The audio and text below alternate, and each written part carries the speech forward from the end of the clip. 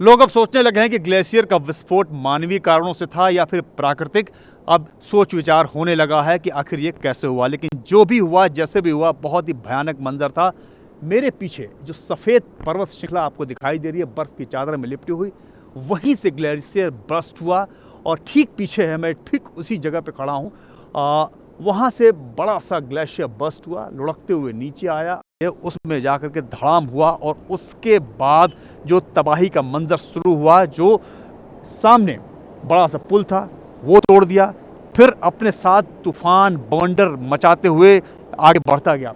तो आसपास ऊपर ये जो गांव दिख रहे हैं, छोटे छोटे घर बने हुए हैं, वो मंजर जब देख रहे थे डर बैठ गया था। जो जिस स्थिति में था इधर उधर भागने लगा अपनी जान बचाने के लिए। किसी को कुछ समझ में नहीं आ रहा था कि वो क्या करे। जितने भी ऊपर, हम थोड़ा इसीलिए ऊपर चढ़ के आए हैं। नीचे जो जहाँ ग्लेशियर गिरा था उससे हम पहाड़ी रास्ते से थोड़ा सा ऊपर चढ़ के आए हैं देखने के लिए। घर दिखाई दे रहे हैं, छोटे छोटे मकान दिखाई दे रहे हैं, 10-5। उन्होंने वो भयंकर आवाज़ सुनी, वो भयंकर मंजर देखा, उस मौत का तांडव देखा। हमारे साथ बात करने के लिए कुंदन सिंह है। कुंदन सिंह, आप यहीं रहते हो, तो ये जो हमें पहाड़ दिखाई दे रहा है, वो पहाड़ वहीं से टूटा है। बताओ कि आपने क्या देखा और किस तरीके की तस्वीरें आपने देखी, क्या महसूस किया उस वक्त? हमने एक लकीर टाइप का देखा, सफ़ेद सा बादल टाइप का, और उसी को देख के सबसे पहले मेरा छोटा सा लड़का है 10 साल का, उसी ने बताया पापा वहाँ रॉकेट छूट रहा है। तो उसी को देखा। उसके बाद हमने देखा नीचे दिख रहा, वहाँ पे विस्फोट हुआ।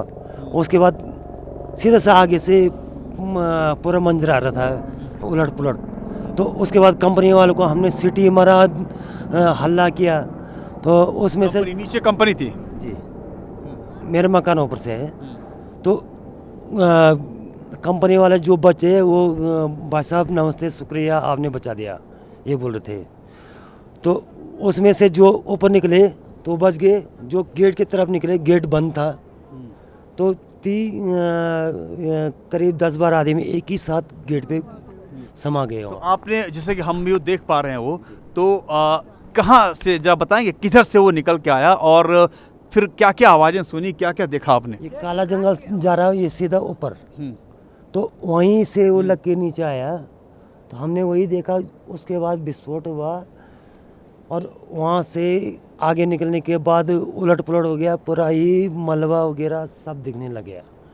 उसके बाद हमने सीटी मारा, 2 पुलिस वाले भी समा गए।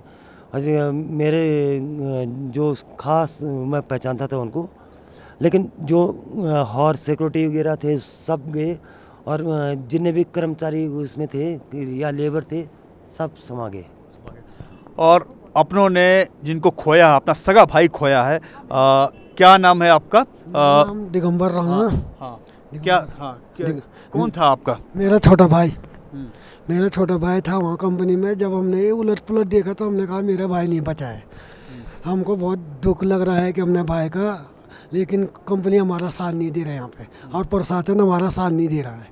क्योंकि प्रशासन हमारा साथ देगा तब मेरे भाई को जहाँ भी होगा उसको ढूंढ कर हमको दीजिए।